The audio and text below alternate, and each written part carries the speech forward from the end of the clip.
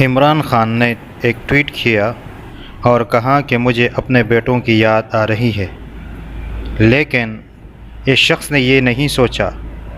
کہ میرے لیے کتنے لوگوں نے گرفتاریاں دی ہیں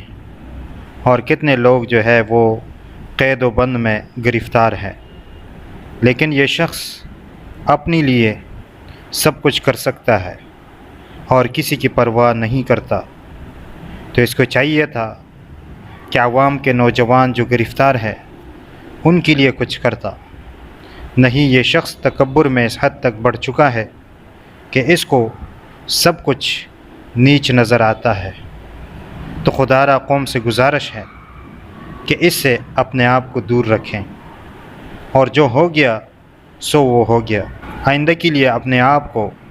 اس شخص سے دور رکھیں۔ اور یہاں تک کہہ دیا کہ جو لوگ